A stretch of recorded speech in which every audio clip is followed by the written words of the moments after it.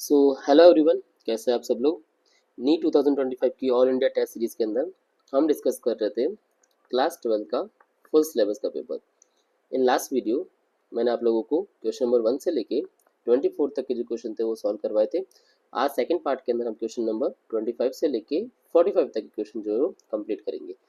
जैसा कि मैंने आपको पहले भी क्लियर किया था कि ये बेसिकली जो टेस्ट सीरीज है नीट 2025 के एस्पायरेंट के लिए बहुत इंपॉर्टेंट रहेंगी। फुल सिलेबस हम डिस्कस कर रहे हैं जो एनटीए पैटर्न के बिल्कुल सिमिलर सा है। ठीक है, okay, without wasting time question number 25 से स्टार्ट करें। क्वेश्चन नंबर 25 है कि which of the following will be the output of the given circuit. एक पर्टिकुलर लॉजिक सिस्टम दे रखा है आपको। लॉजिक सिस्टम क्वेश्चन करने से पहले थोड़ा सा नॉलेज गेन करते हैं कि आपके पास में तीन टाइप के यहाँ पे गेट दे रखा है। एक दे रखा है that is a AND gate. ये जो आपको डायग्राम है किसका दे रखा है, एंड गेट का डायग्राम। और क्या क्या रिजल्ट होता है इसका कि जो भी आउटपुट आएगा वो होगा y is equal to A B. मतलब दोनों ही इनपुट अगर हाई हुए तो ही आपको हाई आउटपुट मिलेगा। दूसरा जो गेट है ये आपको कौन सा दे रखा है, दैट इज अ और गेट। और गेट का क्या रिजल्ट होता है, y is equal to A plus B. दोनों में से कोई सा भी अगर इनपुट हाई हुआ तो भी आपको आउटपुट क्या मिलेगा, हाई मिलेगा। अगर दोनों ही लो हुए तो ही आपको आउटपुट क्या मिलेगा, लो या जीरो मिलेगा। ठीक है, the third gate is a NOT gate. ये भी आपको मेंशन कर रखा है। और इसका रिजल्ट क्या होता है, इसका रिजल्ट होता है y इज इक्वल टू ए बार। मतलब लो इनपुट को हाई इनपुट वाइस वर्सा क्या कर देता है, वो कन्वर्ट कर देता है। आई होप आपको ये वाला कॉन्सेप्ट तो क्लियर हुआ होगा। अब हम बताते हैं इस क्वेश्चन के अंदर हमें क्या करना है। अप्रोच एक और आप खुद से ट्राई कीजिए कि यहाँ से जो इस गेट का आउटपुट आएगा वो क्या आएगा, ए बी।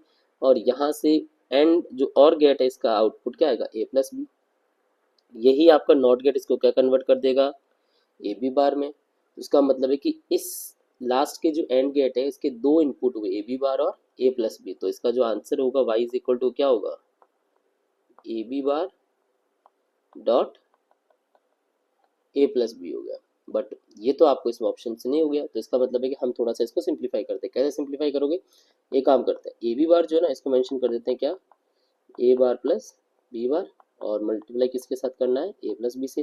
तो जो रिजल्ट आएगा वो हमारे पास क्या आएगा, वो आएगा A bar B plus A B bar आएगा। ठीक है, बाकी जो सिमिलर वाले होंगे लाइक जैसे ए इंटू ए बार होगा तो उसका आउटपुट वैसे भी जीरो हो जाएगा। तो उसको हम यहाँ पे क्या कर रहे हैं, नेग्लेक्ट कर रहे हैं। तो ऑप्शन नंबर जो फोर्थ है वो आपका क्या हो जाएगा, राइट ऑप्शन हो जाएगा। क्लियर है ये। चलिए क्वेश्चन नंबर 26 पे बढ़े। आप एक बार वीडियो को पोज करके खुद से ट्राई कीजिए। क्वेश्चन नंबर 26 है कि monoatomic ideal gas undergoes an adiabatic process at room temperature. और रिलेशन आपको ये दे रखा है। ठीक है, तो सबसे पहले समझते हैं कि एडियाबैटिक जो प्रोसेस होता है इसके लिए कंडीशंस क्या होती है। तो आइडियल गैस इक्वेशन की जो कंडीशन होती है वो होती है कि P V gamma is equal to क्या होगा, कांस्टेंट होगा। यही आपका रिलेशन किसके बीच में है, टेम्परेचर और वॉल्यूम में भी होता है। और ये रिजल्ट क्या होता है, T V gamma minus one is equal to constant. And the third relation also relate between pressure and temperature, और वो होता है P gamma into T one minus gamma. ये भी क्या होता है आपका, कांस्टेंट होता है। ठीक है, तो आपको ये तीनों रिलेशन तो आई थिंक क्लियर हो गए होंगे कि एडियाबैटिक प्रोसेस के हैं। अब अगर मैं सेकेंड वाले स्टेटमेंट को यहाँ पे कंपेयर करूँ ना तो मुझे समझ में आएगा कि एक्स की वैल्यू कितनी है, एक्स की वैल्यू है गामा माइनस वन। अच्छा, गामा की बात करें, कौन सी बात हो रही है, मोनोएटॉमिक की। तो मैं यहाँ पे एक बार मेंशन कर देता हूँ किस किस की। अगर मोनोएटॉमिक गैस है ना तो गामा की वैल्यू कितनी होती है, 5/3। गामा यहाँ पे क्या है, उसकी एटोमिसिटी को बताता है। क्या होता है गामा का फॉर्मूला, तो गामा का फॉर्मूला होता है सी बाई सी होता है। और सी बाई सी जो है वो आपका क्या रिलेट करता है, डिग्री ऑफ फ्रीडम को। तो गामा की वैल्यू मोनोएटॉमिक के लिए तो 5/3 हो गई। यही अगर मैं किसकी बात करूँ, डाईएटॉमिक की, तो ये रिलेशन कितना कितना होता है, 7/5। और अगर मैं यही बात करूँ पॉलीएटॉमिक की तो ये रिलेशन होता है 4/3 होता है। आई होप आपको ये वाली चीज़ यहाँ पे जितने भी कांस्टेंट वैल्यू है आपको क्लियर हो गई होगी। तो अगर मैं यहाँ पे वैल्यू पुट करता हूँ तो एक्स की वैल्यू क्या मिलेगी, एक्स की वैल्यू मिलेगी 5/3 minus one. Then answer would be 2/3। Option number जो सेकंड है वो आपका राइट ऑप्शन हो गया। क्लियर है ये वाला क्वेश्चन। क्वेश्चन नंबर 27 पे पढ़े। क्वेश्चन नंबर 27 है कि lead bullet of 20 gram travelling at 300 metre पर second strike against a block of wood and comes to rest. 50% heat जो है वो बुलेट के थ्रू क्या हो गई, एब्जॉर्ब हो गई।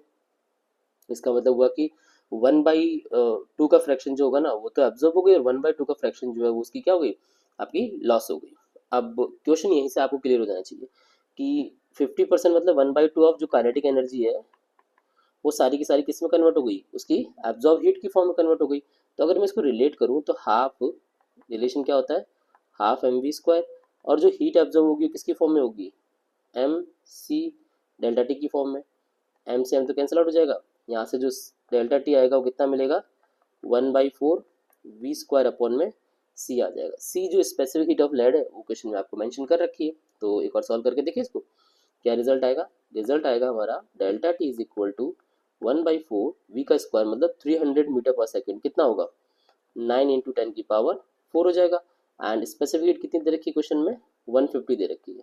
अगर मैं इसको पूरा सॉल्व करूँ तो रिजल्ट क्या आएगा, ये हो जाएगा 150 into 4 600, and if I divide with 9 into 10⁴ I will get 150 degree Celsius जो है वो आपका फाइनल आंसर आएगा। आप एक और खुद से पूरा क्वेश्चन ट्राई कीजिए, आपको यहाँ पे ऑप्शन मैच हो जाएगा। कौन सा ऑप्शन मैच हो जाएगा, ऑप्शन नंबर जो सेकंड है वो आपका क्लियर हो जाएगा। क्लियर है ये वाली चीज़ भी, चलिए ठीक है अगले क्वेश्चन में बढ़े। क्वेश्चन नंबर 28 है कि a graph between volume and temperature दे रखा है, एंड आपसे बोला गया है कि हीटिंग प्रोसेस में इसका स्टेट 1 टू स्टेट में अगर जाएगा ना तो प्रेशर इंक्रीज होगा या डिक्रीज होगा या फिर मतलब रिमेन्स कांस्टेंट रहेगा, इसके बारे में डिस्कशन किया गया है। तो पहले एक बार देखते हैं कि पॉइंट कौन कौन से हैं आपके। तो अगर मैं इसके एक पॉइंट को देखो, यहाँ देखो ना, एक पॉइंट तो ये वाला है, कौन सा ये वाला है, और एक पॉइंट ये वाला है। एक्चुअली ये दोनों पॉइंट जो है ना ये ओरिजिन के रेस्पेक्ट में अलग अलग लाइन में है। तो मैं एक बार इसको थोड़ा सा स्लोप देखता हूँ कि ओरिजिन के साथ इसकी स्लोप क्या बन रही है। देखिए एक बार, ये वाली जो लाइन तो ये हो गई, और ये वाली जो लाइन है वो ये हो गई। अब दोनों की अगर मैं स्लोप देखूँ ना तो किसकी स्लोप ज़्यादा मिल रही है, सेकंड वाला जो पार्टिकल है ना इसकी स्लोप थोड़ी सी ज़्यादा मिल रही है मुझे, मतलब स्टेट 2 जो है ना इसका स्लोप ज़्यादा मिल रहा है। अब बात करते हैं कि यहाँ पे V और T का स्लोप बेसिकली क्या बता रहा है। आइडियल गैस की इक्वेशन क्या होती है, आइडियल गैस की इक्वेशन होती है हमारी PV इज इक्वल टू क्या होता है, nRT होता है ना। तो अगर मैं वॉल्यूम और टेम्परेचर का ग्राफ देखूँ तो क्या मिलेगा, NR अपॉन में P। मतलब ये जो स्लोप है ना V अपॉन T का, ये इनडायरेक्टली प्रोपोर्शनल टू किसके है, प्रेशर के। तो जिसकी स्लोप ज़्यादा उसका प्रेशर ऑटोमेटिकली क्या हो गया, कम हो गया। मतलब स्लोप जिसकी ज़्यादा उसका प्रेशर क्या हो जाएगा, कम हो जाएगा। तो इसने बोला कि स्टेट 1 से स्टेट 2 पे जा रहे हैं, अगर स्टेट 1 से स्टेट 2 पे जा रहे हैं तो स्लोप बढ़ रही है, और स्लोप बढ़ रही है तो प्रेशर ऑटोमेटिकली क्या हो जाएगा आपका, डिक्रीज हो जाएगा। ये हो जाएगा ऑप्शन नंबर सेकंड। इस क्वेश्चन में थोड़ा सा ध्यान दीजिएगा, कई बार मिस्टेक कर देते हैं बच्चे, 1 और 2 की जो स्लोप है ना वो इक्वल कंसिडर कर देते हैं। स्लोप हम निकालते हैं कहाँ पे, ओरिजिन के रेस्पेक्ट में निकालते हैं। आई होप आपको ये वाला क्वेश्चन समझ में आया होगा, थोड़ा सा ट्रिकी क्वेश्चन था, बट अगर थोड़ा सा दिमाग लगा तो ये क्वेश्चन आराम से आप बना सकते हैं। क्वेश्चन नंबर 29 है कि मैग्नेटिक मूवमेंट का डायमेंशन फॉर्मूला क्या होता है, ये पूछा गया है। ऐसे क्वेश्चन बहुत इजी होते हैं अगर आपको फॉर्मूला क्लियर है तो मैग्नेटिक मूवमेंट का क्या फॉर्मूला होता है, एम इज इक्वल टू होता है आई इंटू ए होता है। आई यहाँ पे करंट को बता रहा है, करंट की डायमेंशन ए होती है, एरिया जो है मीटर स्क्वायर हो जाएगा, L2 हो जाएगा। तो ऑप्शन नंबर जो कौन सा मैच हो रहा है हमारे यहाँ पे, ऑप्शन नंबर जो फर्स्ट है वही आपका मैच हो रहा है। ये क्वेश्चन बड़े इजी होते हैं, जल्दी हो जाता है, टाइम भी इसमें वेस्ट नहीं होता है। Question number 30, if a pipe give notes of frequency 375 hertz, 625 and 875 hertz, तो आपको बताना है कि फंडामेंटल फ्रीक्वेंसी ऑफ पाइप क्या होगी, और ये जो पाइप है ना ये कौन से टाइप का, ओपन है या फिर क्लोज है। तो चेक करें एक बार, 375, फिर है 625 एंड देन है 875। इसको अगर पूरा सिंप्लीफाई करें तो हमें रेशो क्या मिल रहा है, तो ये जो रेशो मिलेगा ये मिलेगा आपको पूरा एक बार सिंप्लीफाई कीजिए। लाइक जैसे ये 125 की टेबल में 3 टाइम कैंसिल आउट हो रहा है, ये 5 टाइम और ये 7 टाइम कैंसिल। अच्छा यहाँ से हमें आइडिया हो गया कि 3:5:7 मिल रहा है, इसका मतलब एक ऑड नंबर का यहाँ पे पैटर्न मिल रहा है। और जब भी आपके पास में ऑड नंबर का पैटर्न मिलता है इसका मतलब है कि ऑर्गन पाइप जो है ना ये कैसा है, ये है आपका क्लोज्ड। इसका मतलब ये होगा कि ऑप्शन नंबर थर्ड या ऑप्शन नंबर जो फोर्थ है इनमें से एक ऑप्शन होगा, ये दो ऑप्शन जो है वो आपके एलिमिनेट हो गए। अब बात करते हैं कि थर्ड और फोर्थ में से कौन सा है। तो अगर आप यहाँ चेक करें कि 375 जो है ना ये फर्स्ट फ्रीक्वेंसी है और 625 उसकी नेक्स्ट फ्रीक्वेंसी है, तो यहाँ से फंडामेंटल फ्रीक्वेंसी मिल जाएगी। क्या मिलेगी फंडामेंटल फ्रीक्वेंसी, 625 माइनस 375 का डिफरेंस डिवाइड बाई 2, और जो कि कितना होगा, ये हो जाएगा आपका 250 डिवाइड बाई 2 मतलब 125 हर्ट्ज जो है वो आपका आंसर हो जाएगा। मतलब ऑप्शन नंबर जो फोर्थ है ना, ये आपका राइट हो जाएगा। क्लियर है ये। तो अगर ये ओपन पाइप होता है ना, तो इसका क्या रेशो होगा, ये आप मुझे कमेंट सेक्शन में बताइएगा कि ओपन पाइप के लिए रेशो क्या होता है एंड क्या कंडीशंस होती है। ठीक है, हम बढ़ते हैं अगले क्वेश्चन में। क्वेश्चन नंबर जो 31 है वो है कि two sitar strings playing the note of sa, ये बेसिकली सारेगामा के अंदर जो फर्स्ट नोट होता है वो सा slightly out of the tune and produce bits of frequency 5 hertz है। टेंशन जो है वो बी की टेंशन क्या कर दी है, डिक्रीज कर दी है, और जो फ्रीक्वेंसी है वो भी डिक्रीज हुई कितने से, 3 हर्ट्ज से। तो फंडामेंटल फ्रीक्वेंसी किसकी पूछी गई है, बी की पूछी गई है, और ए की जो है फ्रीक्वेंसी आपको गिवन है। अब इतना बड़ा जब स्टेटमेंट वाला क्वेश्चन मिलता है ना, तो ये तो क्लियर है कि यार हमसे इतना बड़ा कैलकुलेशन आपसे नहीं पूछेगा विदाउट, क्योंकि बहुत ज़्यादा टाइम वेस्ट हो जाता है यहाँ पे। तो सिंपल सा कॉन्सेप्ट याद रखना है कि टेंशन अगर किसी स्ट्रिंग की डिक्रीज होती है ना, तो फ्रीक्वेंसी भी उसकी ऑटोमेटिकली क्या हो जाएगी, डिक्रीज हो जाएगी। अब बी की अगर यहाँ पर टेंशन डिक्रीज हुई है, तो उसकी जो फ्रीक्वेंसी है वो भी ऑटोमेटिकली क्या हो जाएगी, डिक्रीज हो जाएगी।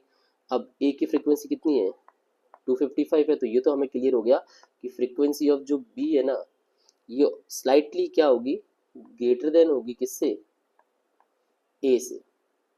क्लियर है ये। क्योंकि यहाँ पर धीरे धीरे वो फ्रिक्वेंसी जो है ना, वो टेंशन डिक्रीज होने से फ्रिक्वेंसी भी उसकी क्या हो गई, डिक्रीज हो गई। अब ए की फ्रिक्वेंसी कितनी दे रखी है, 255, और कितना बीट्स प्रोड्यूस हो रहा है, 5 हर्ट्ज का। तो जो बी की जो फ्रिक्वेंसी होगी वो क्या हो जाएगी, 255 प्लस 5 मतलब 260 हर्ट्ज जो है वो इसकी फ्रिक्वेंसी हो जाएगी। ऑप्शन नंबर जो थर्ड है यहाँ पे क्लियर हो जाएगा। अब आपको यहाँ पे क्या समझना, सिर्फ एक सिंपल सा कॉन्सेप्ट समझना था कि टेंशन डिक्रीज होने से फ्रिक्वेंसी भी डिक्रीज होती है, और इसका मतलब है कि बी की फ्रिक्वेंसी इनिशियली क्या थी, ज़्यादा थी, मतलब ओरिजिनल फ्रिक्वेंसी थोड़ी सी ज़्यादा थी ए की कंपेरिजन में। ओके, क्वेश्चन नंबर 32 है कि young double slit experiment, fringe की जो वेवलेंथ है ना, या फ्रिंज की जो विथ है वो दे रखी है 4800 एंगस्ट्रॉम। उस केस के अंदर उसकी फ्रिंज विथ कितनी मिली है, 0.03 mm। तो अगर 6400 का अगर वेवलेंथ यूज मिले, तो फिर क्या होगी इसकी वेवलेंथ, मतलब इसकी विथ क्या होगी, ये पूछा गया। तो फ्रिंज विथ बेसिकली क्या फॉर्मूला होता है, lambda capital D upon small D. तो यहाँ से हमें ये चीज़ क्लियर हो गई कि फ्रिंज विथ है ना, वो डायरेक्टली प्रोपोर्शनल, डायरेक्टली किसकी डिपेंड करती है, इसकी वेवलेंथ पे। अगर पहले वाले की वेवलेंथ फ्रिंज विथ 0.03 mm है, दूसरी आपको निकालनी है, और अगर मैं कंपेयर करता हूँ उसकी वेवलेंथ से, तो फर्स्ट वाली वेवलेंथ है 4800 एंड सेकंड वाली जो वेवलेंथ है 6400 है। तो ये जो रेशो मिलेगा कितना मिलेगा, 3:4। तो इसको मेरे को कंपेयर करने में जो बीटा की रिजल्ट की वैल्यू आएगी ना 1 की, जो दूसरी वाली फ्रिंज है वो कितनी मिल जाएगी, वो मिल जाएगी 0.04 mm मिल जाएगी। ठीक है, इजी क्वेश्चन था एंड ड्यूएबल क्वेश्चन था। कम से कम आप विद इन 20 सेकंड के अंदर इसको आराम से सॉल्व कर सकते हैं अगर आपको स्टेटमेंट क्लियर है तो। Question number 33. In Fraunhofer diffraction, the light of wavelength 6328 angstrom is incident on a slate of with 0.2 mm perpendicularly. तो एंगुलर फ्रिंज कितनी होगी, कब, जब सेकेंडरी मैक्सिमा या मिनिमा बन रहा है उस केस के अंदर। तो बेसिकली क्या होता है कि डिफ्रैक्शन के अंदर ये रिजल्ट आपको याद रखना होता है, A sine theta is equal to lambda, और यहाँ पर आपके पास में लैम्डा जो है ना, ये आपकी फेस डिस्प्लेसमेंट को बताता है। तो sine theta is equal to कितना हो जाएगा, sine theta is equal to जाएगा लैम्डा बाई ए। अब एंगुलर फ्रिंज विथ पूछिए, तो इसका मतलब वैसे तो ये जो एंगल होता है ना, ये बहुत स्मॉल होता है, तो इसको हम कितना कंसिडर करते हैं, थीटा के इक्वल टू कंसिडर करते हैं। इसी की वैल्यू निकालें कि थीटा कितना मिल रहा है, तो थीटा में मिल जाएगा 6328 इंटू 10 की पावर -10 डिवाइड बाई ए कितना दे रखा है, 0.2 इंटू 10 की पावर -3। अगर मैं इसको कैलकुलेट करूँ तो क्या रिजल्ट आएगा, इट वुड बी, पूरा सिंप्लीफाई होने के बाद में ये रिजल्ट मिलेगा आपको 3164, और पावर कितनी मिल जाएगी, 10 की पावर -8। ठीक है, बट ये जो आंसर आया ना, ये आपका किस फॉर्म में आया है, रेडियन की फॉर्म में आया। आपको इसको कन्वर्ट करना पड़ेगा किसके अंदर, you have to convert into the degree, क्योंकि सारे ऑप्शन आपको डिग्री में दे रखे हैं। चलिए देखते हैं एक बार कि डिग्री में जो है वो रिजल्ट कितना आएगा। अगर मैं इसको रफली डिवाइड करूँ ना किससे 3.14 से, तो ये रिजल्ट आपका रफली जो है ना 3.14 से डिवाइड करने के बाद में कहीं ना कहीं 0.18 समथिंग कुछ इसके अप्रोक्सीमेट आ रहा है यहाँ पे डिग्री में। पावर यहाँ पे जो है ना ये हम यहाँ पे कंसिडरेशन नहीं ले रहे, सिर्फ नंबर जो है नंबर को यहाँ पे चेकआउट कर रहे हैं। तो जो रिजल्ट आएगा even you how to multiply, like इसको आप सॉल्व करके देख सकते हैं 180 अपॉन पाई से, तो भी आपको एक परफेक्ट आंसर मिल जाएगा। तो जो रफली आंसर होगा कितना आएगा 0.18 समथिंग आंसर आएगा। ठीक है, इसको आप एक बार एक्यूरेट सॉल्व कर लीजिएगा। मुझे यहाँ तक लग रहा है 0.18 जो डिग्री है इसका परफेक्टली आंसर आ रहा है। क्लियर है? चलिए question number 34, a rigid body of mass 4 kg initially at rest moves under the action of applied horizontal force 18 Newton, coefficient of friction कितने दे रखा 0.2, वर्क डन कितना होगा। तो वर्क डन का फॉर्मूला क्या होता है? तो work done is equal to होता है फोर्स इनटू डिस्प्लेसमेंट। फोर्स जो है ना वो तो आप कैसे निकालोगे, मास इनटू एक्सेलरेशन, जितना ऑब्जेक्ट का मास है multiply by acceleration. But displacement जो है ना वो आपको यहाँ पे डिटरमाइन करना पड़ेगा। अब डिस्प्लेसमेंट कैसे डिटरमाइन करोगे पहले वो समझते हैं। सबसे पहले इसको डायग्राम के साथ समझे। ये आपका ऑब्जेक्ट था, इसमें जो फोर्स है ना वो इधर लगाया गया, और फ्रिक्शन वाला जो फोर्स है ना वो इसके अपोजिट यहाँ पे एक्ट कर रहा है। तो इसका जो एक्सेलरेशन प्रोड्यूस होगा वो कहाँ पर होगा, यहाँ पर। आफ्टर 10 सेकेंड जो ऑब्जेक्ट है ना वो कहीं यहाँ पहुँच जाएगा, मतलब ये डिस्टेंस जो है ना ये पहले आपको डिस्प्लेसमेंट जो है ये भी आपको फाइंड करना पड़ेगा। एक एक करके कोशिश करते हैं फाइंड करने की। सबसे पहले नेट फोर्स निकालते हैं, नेट फोर्स कितना है।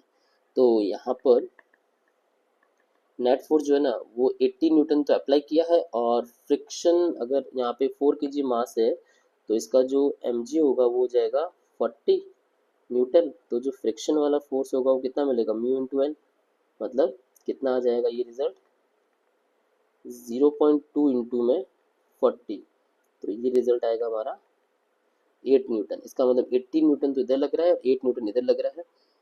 क्लियर है? तो ओवरऑल जो नेट फोर्स लगेगा वो कितना लगेगा, वो लगेगा हमारा 10 न्यूटन का। इसी के रेस्पेक्ट में पहले एक्सेलरेशन निकालते हैं कि net acceleration, net force is equal to M into A. तो ए जो आएगा वो कितना आएगा 10 डिवाइड बाई 4, मतलब 5/2 मीटर पर सेकेंड स्क्वायर जो है ये इसका क्या मिल गया, एक्सेलरेशन मिल गया। ठीक है, तो एक्सेलरेशन हमें क्लियर हो गया, फोर्स की वैल्यू भी हमारे पास यहाँ पे क्लियर हो गई। जो अप्लाइड फोर्स है वो कितना 18 न्यूटन का है। अब हम यहाँ फाइंड करते हैं कि कितना डिस्प्लेस हुआ है। तो इनिशियली ऑब्जेक्ट रेस्ट पे था, तो जो एस हो जाएगा वो कितना हो जाएगा हाफ ए टी स्क्वायर, तो 1/2, एक्सेलरेशन आ गया 5/2, एंड कितना टाइम ले रहा है 10 सेकेंड, तो 100 हो जाएगा। इसको सॉल्व करने पे क्या रिजल्ट आ रहा है, ये कैंसिल आउट हो जाएगा 25 time, you will get 125 metre जो है उसका वैल्यू मिल जाएगा। अगर डिस्प्लेसमेंट 125 मीटर है एंड फोर्स 18 न्यूटन है तो वर्क डन कितना हो जाएगा, तो W इज इक्वल टू हो जाएगा 18 इंटू 125, 18 इंटू 125। रफली अगर इसको मैं कैलकुलेट करूँ तो 18 12 ये हो जाएगा आपका अप्रॉक्सीमेट 2 मतलब एग्जैक्ट ही आ रहा है, दैट इज 225 जूल जो है इसका एग्जैक्ट आंसर आ रहा है। ऑप्शन नंबर जो सेकंड है वो आपका करेक्ट हो जाएगा। ठीक है, चलिए क्वेश्चन नंबर 35 बढ़े। क्वेश्चन नंबर 35 है कि a straight horizontal long wire carries a 30 ampere current, linear mass density दे रखी है 45 ग्राम पर मीटर। तो मैग्नेटिक फील्ड कितना चाहिए जिससे ये वायर जो है ना वो बैलेंस रहे। तो डायग्राम के साथ समझे इस चीज़ को। मैं यहाँ से कुछ पार्ट इवन कर देता है, यहीं पे इरेज करने की नीड नहीं होगी कि ये आपके पास में कंडक्टिंग वायर है, तो इसमें मैग्नेटिक फील्ड होगा, नीचे की तरफ क्या लगेगा, इसका वेट mg लगेगा। इसको बैलेंस करना है ना तो इसके ऊपर एक मैग्नेटिक फोर्स लगेगा, और ये मैग्नेटिक फोर्स जो कंडक्टिंग वायर का होता है ये कितना होता है बेल साइन थीटा होता है। अब परपेंडिकुलरली है तो इसका मतलब यहाँ पे करंट थीटा तो 90 डिग्री हो जाएगा, जो भी फोर्स होगा कितना होगा बेल इक्वल टू कितना हो जाएगा mg के। इसी को कैलकुलेट कर लेते हैं। यहाँ से हमसे पूछा गया है कि मैग्नेटिक फील्ड मतलब बी की कितनी नीड होगी, ये पूछा गया है। तो कैलकुलेशन की नीड होगी आपको, एक काम करते हैं हम यहाँ से ये वाला पार्ट इरेज कर ही देते हैं, क्योंकि इस क्वेश्चन को आपने नोट कर लिया होगा। चलिए, तो B I L is equal to किसके होगा एम जी के। बी की वैल्यू पूछिए तो एम जी अपॉन क्या हो जाएगा करंट इंटू लेंथ। एम यहाँ पे आपके पास देखो, अब 45 ग्राम पर मीटर जो है ना ये एम बाई एल ऑलरेडी दे रखा है, तो इसका मतलब है कि एम बाई एल दे रखा है, आपको जी और आई की वैल्यू पुट करनी है। कितनी वैल्यू है 45 ग्राम पर मीटर है, तो के जी में कितना हो जाएगा 45 इंटू 10 की पावर -3।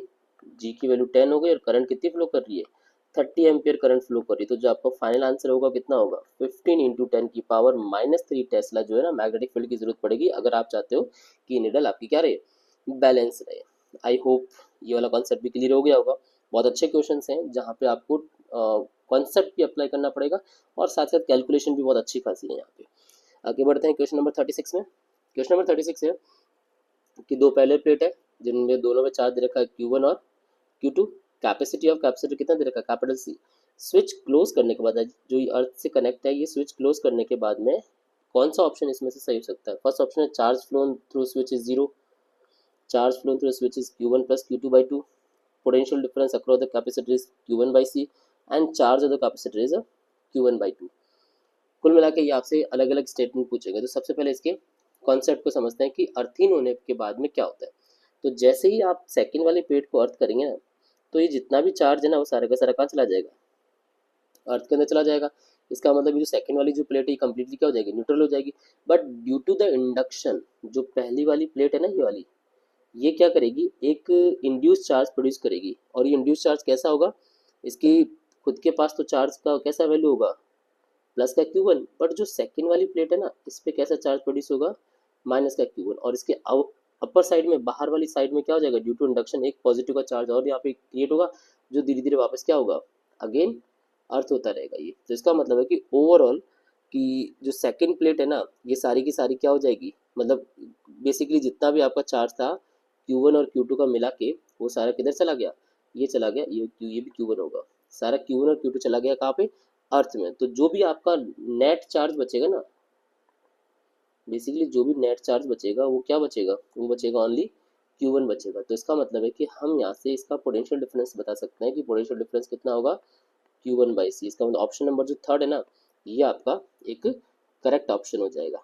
चार्ज का फ्लो तो जीरो नहीं हो सकता क्योंकि चार्ज का फ्लो तो कितना हुआ है, Q1 plus Q2 हुआ है। और करंट का जो चार्ज फ्लो हुआ वो हाफ नहीं हुआ है, पूरा Q1 plus Q2 हुआ है यहाँ पे। तो सेकंड ऑप्शन भी गलत हो जाएगा। और थर्ड जो ऑप्शन है वो कितना तो बोला है कि चार्ज ऑन द कैपेसिटर कितना हुआ, Q1/2। नहीं, जो टोटल फाइनल कैपेसिटर है वो Q1 बचा हुआ है, हाफ नहीं हो रहा उसका।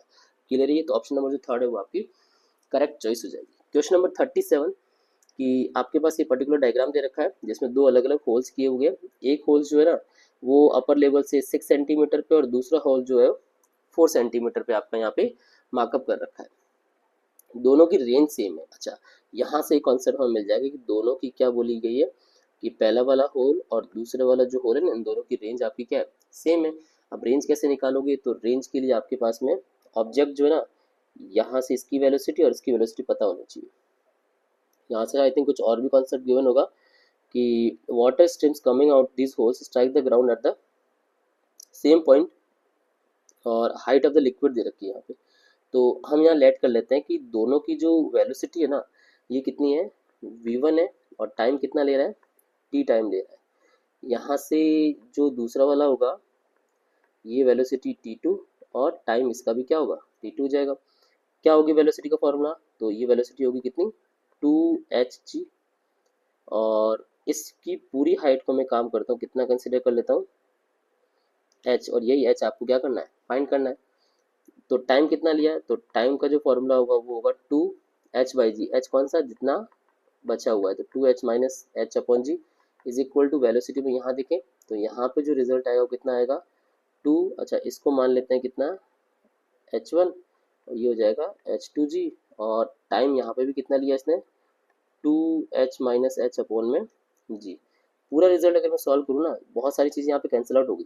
क्या क्या बच रहा है, एक रिजल्ट बच रहा है h माइनस एच, ठीक है, इसको अपन h1 मान लेते हैं। और दूसरा रिजल्ट आ रहा है इधर h2 h minus h2। Solve करें, पहले वाली हाइट की वैल्यू कितनी है 4, h minus 4 is equal to 6 h minus 6. After simplifying the value, we will get 4h minus 16 is equal to 6h minus 36. तो जो आंसर आएगा कितना आएगा, the answer would be 2h is equal to 20 ना। तो 20 आया, इसका मतलब h की वैल्यू कितनी हो जाएगी, h की वैल्यू आ जाएगी हमारे पास में 10 सेंटीमीटर जो है वो आपका फाइनल आंसर आ जाएगा। मतलब ऑप्शन नंबर जो फर्स्ट है ना ये बिल्कुल आपका करेक्ट हो जाएगा। आई होप ये क्वेश्चन भी आपसे समझ में आ गया होगा। बस सिंपल सा कॉन्सेप्ट अप्लाई करना, जो प्रोजेक्टाइल का कॉन्सेप्ट है वो सेम टू सेम आप यहाँ पर भी अप्लाई कर सकते हो। आपको हिंट दे दिया कि रेंज दोनों की क्या है, सेम है। ओके, अगले क्वेश्चन में बढ़े, question number 38। When no external torque is applied and moment of inertia of rotating body changes, then angular momentum remains conserved। देखिए पहली चीज तो यहाँ पे ये वाले स्टेटमेंट ऑटोमेटिकली ट्रू हो जाएगा, बिकॉज इसने बोला है कि एंगुलर मोमेंटम रिमेन्स कंजर्व। ये तो हमेशा रहता है, इस केस में तो आपको कंडीशन देखनी नहीं है, but it's kinetic energy change, ये थोड़ा सा आपको देखना पड़ेगा। तो पहले हम देखें यहाँ पे कि रिजल्ट क्या है। तो कंडीशन क्या होती है कि अगर आपका टॉर्क कितना हो, अगर किसी ऑब्जेक्ट का नेट टॉर्क जो है ना ये अगर ज़ीरो हो, देन उस केस के अंदर उसका जो टोटल एंगुलर मोमेंटम होगा ना ये क्या रहेगा, कंजर्व रहेगा, मतलब कांस्टेंट रहेगा। तो इसका मतलब ये कह सकते हैं कि I1 omega 1 is equal to किसके होगा, I2 ओमेगा 2 के। तो क्या रिलेशन मिल रहा है यहाँ से, तो ओमेगा 1 अपॉन ओमेगा 2 जो मिलेगा वो मिलेगा I1 अपॉन में I2। चेक करें कि काइनेटिक एनर्जी चेंज होगी या नहीं होगी। तो काइनेटिक एनर्जी का फॉर्मूला जो होगा, अगर दो अलग अलग ऑब्जेक्ट की बात करते लाइक ए और बी दो ले लेते हैं यहाँ पर, तो काइनेटिक एनर्जी क्या होगी, half I1 omega 1 square half I2 omega 2 square, बाकी सब तो कैंसिल आउट हो जाएगा, I1 अपॉन I2 और ओमेगा 1 ओमेगा 2 का रेशो क्या मिला है, तो ओमेगा 1 और ओमेगा 2 का रेशो मिला हुआ, ये 2 अपॉन 1 होगा ना, तो ये होगा I2 का स्क्वायर अपॉन में I1 का square. After simplifying the value we will get the I2 upon में I1। तो यहाँ से एक चीज क्लियर हो गई कि मोमेंट ऑफ इनिशिया चेंज होने से काइनेटिक एनर्जी उसके डायरेक्टली प्रोपोर्शनल टू है, तो ऑब्वियसली काइनेटिक एनर्जी भी क्या होगी, चेंज होगी। इसका मतलब ऑप्शन इज असर्शन बिल्कुल क्या है, करेक्ट है। बट इसने बोला कि एंगुलर मोमेंटम जो है ना वो मोमेंट ऑफ इनिशिया पे डिपेंड तो करता ही नहीं है, तो ये तो बिल्कुल ही कॉन्सेप्ट क्या हो गया, गलत हो गया, क्योंकि हमने यहाँ जस्ट यूज में लिया कि एंगुलर मोमेंटम के फॉर्मूले में क्या होता है, आई इंटू ओमेगा होता है। तो इनिशिया चेंज होगा तो ऑब्वियसली मोमेंटम भी क्या होगा, चेंज होगा ना। तो ऑप्शन ये जो रीजन है ना ये क्या हो जाएगा, गलत हो जाएगा, मतलब ऑप्शन नंबर जो फर्स्ट है वो आपका करेक्ट हो जाएगा। आई होप ये कॉन्सेप्ट समझ में आया होगा, अच्छा स्टेटमेंट टाइप क्वेश्चन था, क्लियर भी होगा कॉन्सेप्ट भी आपको, ठीक है। अगले क्वेश्चन में बढ़ते हैं, question number 39। There is a mention that diagram between two plates Q and minus Q के बीच में यहाँ पे डायलेक्ट्रिक फिल कर रखे हैं तीन अलग अलग, और एक ग्राफ दे रखा है किसका, इलेक्ट्रिक फील्ड और डिस्टेंस का। सबसे पहले ये समझते हैं कि electric field of between charge plates क्या होगा अगर अपनी मीडियम फिल करते हैं। तो मीडियम अगर आप फिल करोगे ना तो इलेक्ट्रिक फील्ड होता है सिग्मा अपॉन में एप्सिलॉन नॉट, और अगर ये तो नॉर्मल हो गया, मीडियम फिल करते हो तो ये रिजल्ट क्या होगा, सिग्मा अपॉन में के इंटू एप्सिलॉन नॉट होगा। आई होप ये चीज़ क्लियर हुई। तो अब एक एक करके देखते हैं यहाँ पे। वैसे अगर यहाँ पे कॉन्सेप्ट समझो ना तो आपको सिंपल से समझ में आएगा कि ये तीनों जो कॉम्बिनेशन है कौन से कॉम्बिनेशन में जुड़े हुए हैं, पैरेलल कॉम्बिनेशन में। तो जो टोटल कैपेसिटेंस होगा वो इन तीनों का क्या होगा, सम का होगा। बट हम यहाँ पे सीधा समझते हैं कॉन्सेप्ट, क्योंकि ग्राफ के हिसाब से समझते हैं। यहाँ से यहाँ तक इलेक्ट्रिक फील्ड ये वाला है, कितना होगा ये वाला रिजल्ट, तो पहला वाला ले लेते हैं कितना, E1 फर्स्ट वाले के लिए sigma upon K1 epsilon not. फिर ये जो दूसरा वो ये वाला होगा E2, ये कितना है, sigma upon K2 epsilon not. और ये जो रिजल्ट है ये क्या है, E3 है, कितना होगा, sigma upon K3 epsilon not. अब x किसके बीच का डिफरेंस है, तो x बेसिकली डिफरेंस है ये जो E2 और E1 के बीच का डिफरेंस, मतलब E1 माइनस E2 जो है ना ये क्या है आपका x है। ऐसे ही E2 minus sorry E2 minus जो E3 का डिफरेंस है ना ये किसके इक्वल टू है, y के इक्वल टू है ना, ये किसके इक्वल टू है, y के इक्वल टू है। और स्टेटमेंट क्या बोला हुआ है कि 2x इक्वल टू वाई है, मतलब 2x is equal to Y होगा। अब चेक करें एक बार x की वैल्यू पुट करके कि x की वैल्यू क्या क्या है, 2 इंटू एक्स, एक्स क्या होगा E1 माइनस E2, मतलब sigma upon K2 epsilon naught minus sigma upon K1 epsilon naught is equal to किसके हैं, E2 माइनस E3 के, मतलब sigma upon K2 epsilon not, अच्छा यहाँ 1 आएगा और यहाँ 2 आएगा, माइनस सिग्मा अपॉन में K3 एप्सिलॉन नॉट। अच्छा कॉमन पार्ट जितना भी एक बार अपन कैलकुलेट कैंसिल आउट कर देते हैं, लाइक सिग्मा और एप्सिलॉन पूरा यहाँ पे कैंसिल आउट हो जाएगा। रिजल्ट क्या बचेगा, रिजल्ट बचेगा twice of K1 minus twice of K2 is equal to 1 by K2 minus 1 by K3। अगर मैं 2 K2 को उधर शिफ्ट करूँ ना तो एक रिजल्ट आएगा यहाँ पर thrice of K3 is equal to twice of K1 and इसके अलावा क्या बचेगा, माइनस का या प्लस का,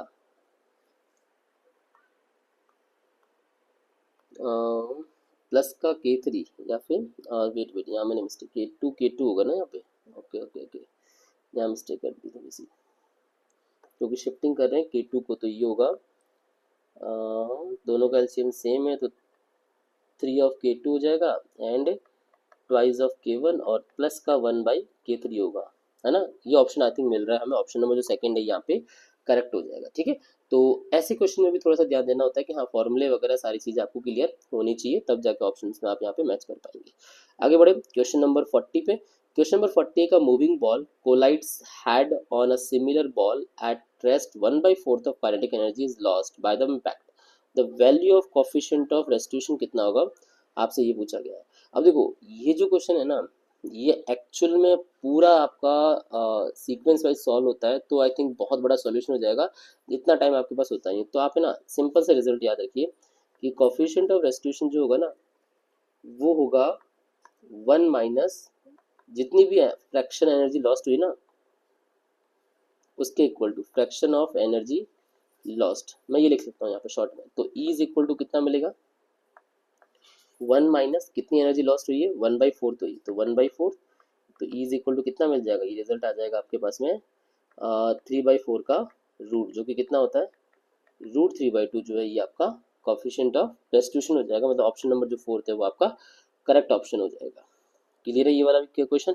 बट ये जो फॉर्मूला ना, ये आपको याद रखना पड़ेगा, बहुत इंपॉर्टेंट चीज़ आती है, क्योंकि ये फॉर्मूला जो है ये बहुत जगह आपको कम मेंशन हो रखा है, तो प्लीज़ थोड़ा सा याद रखिएगा इस क्वेश्चन को ना। क्वेश्चन नंबर 41 है कि a close loop is moving with a constant velocity, uniform magnetic field दे रखा है, पोटेंशियल डिफरेंस पूछा है किसके बीच में, ए और बी के बीच में। ऐसे क्वेश्चंस मिलते हैं तो डायरेक्ट फॉर्मूला बेस्ड क्वेश्चन हो जाएंगे। कैसे हो जाएंगे, बिकॉज इसका जो ईएमएफ का फॉर्मूला होता है ना, due to carrying current carrying या फिर मूविंग वायर जो होता है ना, उसका क्या रिजल्ट होता है, BVL होता है। तो यहाँ पे सारी चीज़ें आपको मेंशन कर रखी है। मैग्नेटिक फील्ड कितना दे रखा है, 2 × 10⁻², वेलोसिटी दे रखी है 20, और लेंथ कितनी दे रखी है, 20 × 10⁻² मीटर। इसको पूरा अगर हम सिंप्लीफाई करें, क्या आंसर मिलेगा, हमें आंसर मिलेगा इसका 0.08 वोल्ट, मतलब 0.08 वोल्ट यहाँ पे भी आ रहा है और यहाँ पर भी आ रहा है। बट चेक करें कि करंट कितनी फ्लो करेगी। अब एक्चुअल में यहाँ पे ना ऑब्जेक्ट जो है ये इस तरफ मूव हो रहा है, और यहाँ पे वेलोसिटी क्या है इसकी, कांस्टेंट है। अब velocity through out the uniform magnetic field में कांस्टेंट है, तो इंड्यूस करंट तो फ्लो करेगी ही नहीं, इंड्यूस करंट की वैल्यू कितनी हो जाएगी, 0 हो जाएगी, मतलब ऑप्शन नंबर जो 3rd है वो आपका सही ऑप्शन हो जाएगा। क्लियर है ये। Okay question number 42, question number 42 है कि there are the two charges plus q minus q 2q are fixed on the x axis at position a and 2a from the origin. Diagram बना के देखिए क्या होगा, this is your origin, यहाँ से इस पर्टिकुलर पॉइंट पे आपका क्या है, ए डिस्टेंस पे एक चार्ज रखा हुआ है, कैसा चार्ज है ये, +q, और ओरिजिन से ही 2a डिस्टेंस पे यहीं पे क्या है, एक दूसरा चार्ज है, जो टोटल ये डिस्टेंस a होगी, और यहाँ पे चार्ज कितना है, -2q है। एक ऐसा पोजीशन बताना जहाँ पे इलेक्ट्रिक फील्ड क्या हो, 0 हो। तो मैं एक काम करता हूँ, यहाँ पे कहीं लेट कर लेता हूँ, इस पॉइंट पे लेट कर लेता हूँ, और ये पॉइंट यहाँ से कितना दूर ले लेता हूँ ओरिजिन से, ये पॉइंट P जो है ना, ये x डिस्टेंस यहाँ पे दूर ले लेता हूँ। इलेक्ट्रिक फील्ड यहाँ पे क्या होना चाहिए, 0 होना चाहिए। इसका मतलब ये हुआ कि due to positive charge +q at point P और -2q, इन दोनों का रिजल्ट क्या होना चाहिए, इक्वल होना चाहिए, तभी आपका इलेक्ट्रिक फील्ड क्या होगा, नेट पॉइंट P पे 0 होगा। तो रिजल्ट देखिए कितना होगा, KQ अपॉन में डिस्टेंस कितनी है, और from point P charge Q की x+a का होल स्क्वायर, और अगर -2q की बात करूँ तो कितना होगा, K2q अपॉन में x+2a का होल स्क्वायर। बाकी सारा जो कॉन्सेप्ट, ये तो रिजल्ट कैंसिल आउट हो जाएगा, बोथ साइड अगर वैल्यू शिफ्ट करो तो क्या आएगा, x+2a का whole square is equal to 2 × x+a का होल स्क्वायर। स्क्वायरिंग अगर मैं स्क्वायर रूट कर दूँ दोनों जगह पे तो क्या मिलेगा, x+2a इज इक्वल टू √2 और x+a मिल जाएगा। अब हमें x की वैल्यू निकालनी ना, तो ये हो जाएगा x+2a is equal to √2x +√2a, इसको शिफ्टिंग कीजिए तो ये आएगा 2a minus √2a is equal to √2x minus X. यहाँ पे आप कॉमन क्या लिख सकते हैं, a कॉमन ले लो तो रिजल्ट आएगा 2 माइनस √2, और इधर x कॉमन लोगे तो ये आएगा √2 माइनस 1। तो x की वैल्यू मिल जाएगी कितनी, a। अच्छा आप है ना √2 यहाँ पे भी कॉमन ले लो इस वाली टर्म में भी, तो जब √2 कॉमन लोगे तो ये होगा √2 माइनस 1, नीचे भी √2 माइनस 1, ये आपके क्या हो जाएंगे, कैंसिल आउट। मतलब x की वैल्यू जो मिलेगी कितनी मिलेगी, √2a मिलेगी। मतलब कहाँ से x की वैल्यू, ये ओरिजिन से। इसका मतलब है कि ये डिस्टेंस जो है ना ये कितनी है आपकी, √2a आई। अब ओरिजिन तो इस तरफ है, इसका मतलब हमने इसको लेफ्ट साइड लिया था ना, तो आंसर जो क्या जाएगा, only x is equal to minus √2 हो जाएगा। ऑप्शन यहाँ पे आपके पास फर्स्ट और थर्ड भी है, बट ये ध्यान रखना है कि आपकी पोजिशन कहाँ पर है अकॉर्डिंग टू ओरिजिन। ठीक है। Question number 43, a proton is accelerated through a potential difference 100 volt, same de Broglie wavelength है, तो पोटेंशियल कितना होगा अक्रॉस सेम एक आयन है दैट इज अ बेरियम, इसके लिए कितना आपका पोटेंशियल डिफरेंस होगा ये आपको कैलकुलेट करना है। तो आपको यहाँ पे एक हिंट दे दिया कि वेवलेंथ क्या है दोनों की, सेम है, मतलब इनडायरेक्टली आपसे बोला गया है कि जो प्रोटॉन की वेवलेंथ है वही वेवलेंथ किसकी है, बेरियम की।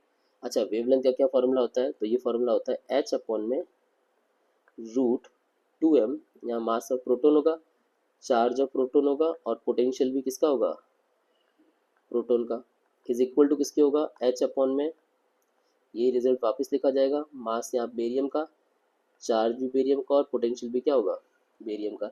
अगर मैं वैल्यू सारियाँ इक्वलेट करूँ ना तो मुझे समझ में आएगा, बाकी सब तो कैंसिल आउट हो जाएगा। यहाँ रिजल्ट क्या बचेगा, रिजल्ट बचेगा mass of proton, charge of proton, और पोटेंशियल ऑफ प्रोटॉन किसके equal to, mass of barium, charge of barium and potential of barium. अब वैल्यू देखो एक और पुट करते हैं यहाँ पे, जो जो हमें पता है ना वो देख लेते हैं यहाँ पे। सबसे पहले यहाँ पे समझते हैं कि अगर ये जो रिजल्ट दे रखा है ना, इसमें प्रोटॉन और यहाँ पे बेरियम के चार्ज के बीच में क्या रिलेशन है। तो मास ऑफ जो बेरियम होगा ये कितना टाइम होगा, 8 टाइम ऑफ प्रोटॉन के होगा, और अगर मैं चार्ज की बात करूँ तो ये कितना होगा, 2 टाइम ऑफ प्रोटॉन के होगा। क्लियर है ये। और पोटेंशियल दे रखा है 100 वोल्ट, तो मैं एक एक करके वैल्यू पुट करता हूँ यहाँ पे, इन दोनों को एज इट इज रखता हूँ। ये वैल्यू दे रखी है 100, यहाँ पे कितना आ जाएगा, 8 of mass of proton, twice of charge of proton, and potential of B निकालना है। कैंसिल आउट हो गए ये दोनों रिजल्ट, तो 100 डिवाइड बाई कितना आ गया, 16 आ गया पोटेंशियल, और 100 डिवाइड बाई 16 पोटेंशियल कितना होगा, 6.25 वोल्ट जो है वो आपका आंसर हो जाएगा। मतलब ऑप्शन नंबर जो फोर्थ है ना वो आपका करेक्ट हो जाएगा। क्लियर है। थोड़ा सा कैलकुलेटिव क्वेश्चन था बट अच्छा क्वेश्चन था ये भी। Question number 44, a photoelectric cell is connected to a source, potential difference and resulting, आपको करंट का ग्राफ दे रखा है। कंडीशन बोली क्या गई है कि ये जो ब्रोकन लाइन है ना, मतलब कौन सी वाली, ये वाली, ये एक पर्टिकुलर इंटेंसिटी और फ्रीक्वेंसी पे सिचुएशन को ग्राफ शो कर रहा है। कह रहा है कि अगर फ्रीक्वेंसी इंक्रीज करे और इंटेंसिटी रिड्यूस कर दे तो क्या फ़र्क पड़ेगा। तो आपको यहाँ पे पहले कॉन्सेप्ट समझना है कि फोटो इलेक्ट्रिक जो करंट होती है ना, ये किसके ऊपर डिपेंड करती है, ये इंटेंसिटी के ऊपर डिपेंड करती है। तो अगर आप इंटेंसिटी रिड्यूस करोगे तो करंट की वैल्यू भी क्या हो जाएगी, कम हो जाएगी। अगर आप यहाँ ग्राफ में देखो ना तो ए और बी तो आपको गलत हो जाएगा, क्योंकि ए और बी में तो करंट की वैल्यू क्या हो रही है, इंक्रीज हुई है, बट सी और डी दोनों में क्या हो गई, करंट की वैल्यू डिक्रीज हो रही है। इसका मतलब ये दो तो ऑप्शन एलिमिनेट हो गए, ऑप्शन थर्ड और फोर्थ में से एक होगा। अब बात करते हैं फ्रीक्वेंसी। फ्रीक्वेंसी किसके ऊपर डिपेंड करती है, तो स्टॉपिंग पोटेंशियल जो होता है ना, ये किसके ऊपर डिपेंड करता है, ये डिपेंड करता है आपके फ्रीक्वेंसी के ऊपर। अगर आप फ्रीक्वेंसी की वैल्यू इंक्रीज कर रहे हो ना तो स्टॉपिंग पोटेंशियल भी क्या हो जाएगा, चेंज हो जाएगा। जो हमारे पास गिवन ग्राफ था, जो मैंने ये रेड से यहाँ पे शो किया है, इसके लिए और सी के लिए तो पोटेंशियल क्या देखो सेम है, वो तो पॉसिबल नहीं है। फ्रीक्वेंसी यहाँ इंक्रीज की, इसका मतलब है डी वाला जो ग्राफ है ना, इसका स्टॉपिंग पोटेंशियल देखो चेंज हो गया यहाँ पे। तो ऑप्शन नंबर जो डी है वो आपका यहाँ पे करेक्ट हो गया। तो आपको इसमें सिर्फ यहाँ पे ग्राफिकल नॉलेज होनी चाहिए सबके बीच में, चाहे करंट इंटेंसिटी या पोटेंशियल और फ्रीक्वेंसी के बीच में। लास्ट क्वेश्चन आता है क्वेश्चन नंबर 45 कि linear harmonic oscillator has a total energy कितनी दे रखी है, 300 जूल दे रखी है। पोटेंशियल एनर्जी मीन पोजीशन पे कितनी है, 100 जूल है। तो यहाँ पे मैकेनिकल एनर्जी टोटल कितनी है, 300 जूल है, और पोटेंशियल कितनी मिल गई, 100 जूल मिल गई। तो काइनेटिक कितनी हो जाएगी, तो काइनेटिक ऑब्वियसली हो जाएगी कितनी, 200 जूल हो जाएगी। और काइनेटिक एनर्जी का फॉर्मूला क्या होता है, तो काइनेटिक एनर्जी का जो फॉर्मूला होता है वो होता है हाफ के स्क्वायर माइनस एक्स स्क्वायर। अब वैल्यू पुट करें, इसकी वैल्यू तो जाएगी 200 इज इक्वल टू हाफ के जो है वो आपको क्या करना है,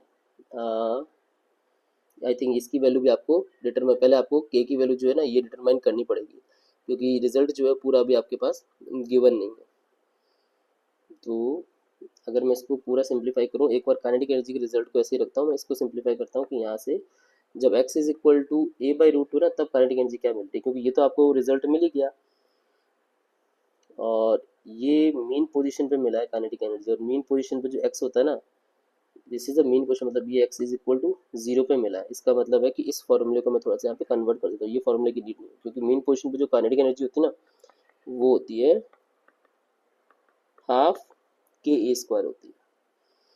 अब देखते हैं कि x इक्वल टू a/√2 पे क्या है, तो वहाँ पे ये फॉर्मूला लगेगा हाफ के ए स्क्वायर माइनस एक्स की जगह रखोगे a/√2 का होल स्क्वायर, जो कि a स्क्वायर बाई 2 होता है, और जो ये रिजल्ट आएगा कितना आएगा, हाफ के ए स्क्वायर अपॉन में 2, मतलब जो टोटल जो काइनेटिक एनर्जी है उसका कितना है 1/2, और 1/2 इसका मतलब है 200 का हाफ, दैट इज 100 जूल जो है वो आपका एनर्जी मिलेगी कहाँ पे, a/√2 पे। क्लियर है ये वाला क्वेश्चन भी। आई होप आपको ये सारे क्वेश्चन समझ में आएंगे। क्वेश्चन ये जो पेपर था ये हमारे 12th का फुल सिलेबस का पेपर था, जहाँ पे 1 to 45 तक के क्वेश्चन हमने 2 पार्ट के अंदर सॉल्व किए हैं। हर तरीके के जो क्वेश्चन है वो हमने यहाँ पे सॉल्व किए। आई होप आप लोगों को ये सारी चीज़ें समझ में आएगी। नेक्स्ट जो हमारा पार्ट रहेगा वो रहेगा फिर से हमारा 11th और 12th का फुल सिलेबस का पेपर। ये थोड़ा सा आपको मैं एडवांस पेपर रखूँगा, जहाँ पे क्वेश्चन के लेवल भी यहाँ पे इंक्रीज करूँगा, ठीक है। बाकी जो 2 पार्ट हमने डिस्कस किए 11th के 12th के और ये जो कंबाइंड सिलेबस के, इसमें कोई भी डाउट हो तो मुझे कमेंट सेक्शन में ज़रूर बताइएगा। कोई भी इम्प्रूवमेंट होगा तो मैं नेक्स्ट वीडियोस के अंदर इसको इम्प्रूव करूँगा, ठीक है। चलिए, थैंक यू सो मच, बहुत बहुत धन्यवाद।